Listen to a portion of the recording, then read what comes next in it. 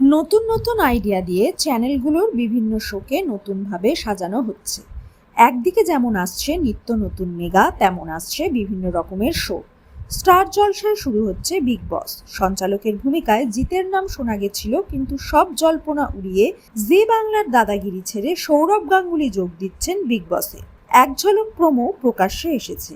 আলো আধারিতে সৌরভের মুখ দেখা যায়নি, তবে অবয়ব দেখে অনেকেই তাকে চিনতে পেরেছেন।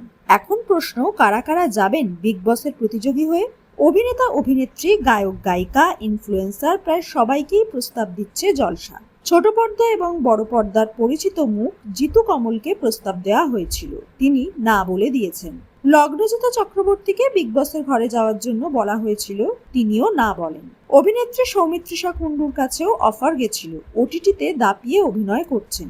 বাংলা সিনেমাতেও কাজ করেছেন, তিনিও বিগ বসের ঘরে যেতে রাজি নন। অভিনেত্রী দেবশ্রী রায়কে পর্দায় আর দেখা যায় না, তিনি নাকি বিগ বসের প্রতিযোগী হিসেবে অংশ নিতে পারেন।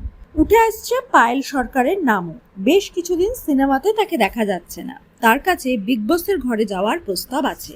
এই তালিকায় আছেন শ্রীলেখা মিত্র। শোনা যাচ্ছে অভিনেতা, ইনফ্লুয়েন্সার সায়ক চক্রবর্তীও যেতে পারেন বিগ বসে। সায়ক বলেন, তার কাছে এই ধরনের কোনো অফার আসেনি, এখন তিনি সিরিয়ালেই মন দিতে চান। সেপ্টেম্বর থেকে দেখা যাবে বিগ বস স্টার জলসায় 90 দিনের জার্নি। অনেকেই সারাক্ষণ ক্যামেরাবন্দি হয়ে ব্যক্তিগত জীবনকে জনসম্মুখে আনতে চাইছেন না। এই প্রতিযোগিতায় পিছিয়ে নেই জি বাংলাও। রান্নাঘর শোকে ঢেলে সাজাচ্ছেন তারা।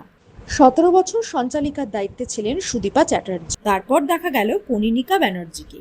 এখন কনীনিকাও বাদ পড়ছেন। তিনি বলেন, 1.5 বছর অ্যাঙ্কারিং করছি, টিআরপিও ভালো ছিল, মাঝে একটু বাড়লেও আবার কমে গেছিল, এভাবেই চলছিল।